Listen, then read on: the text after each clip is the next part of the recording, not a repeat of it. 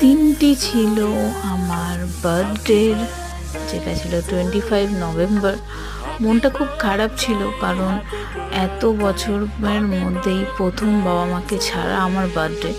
তো যাই হোক, কারোর প্রতি কোনো এক্সপেকটেশন ছিল না, তো হঠাৎ সারপ্রাইজগুলো পাওয়াতে সত্যিই খুব খুশি হয়েছি।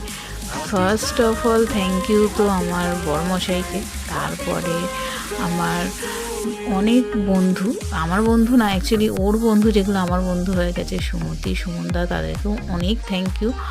আর শুধু তাদেরকে বলবো না, এরা যে মনে রেখেছে, আমার স্টুডেন্টসগুলো যে আমার দিনটা এতটা স্পেশাল করে তুলবে আমি সত্যিই ভাবিনি। তো তাদেরকেও অনেক থ্যাংক ইউ। আর আমার দিনটা সত্যি খুব ভালো গেছে, খুব স্পেশাল গেছে শুধুমাত্র তোমাদের জন্য। তো আমার দিনটা এত সুন্দর করে দেওয়ার জন্য সবাইকে থ্যাংক ইউ। সবাই খুব ভালো থেকো, আমার দিনটা এভাবেই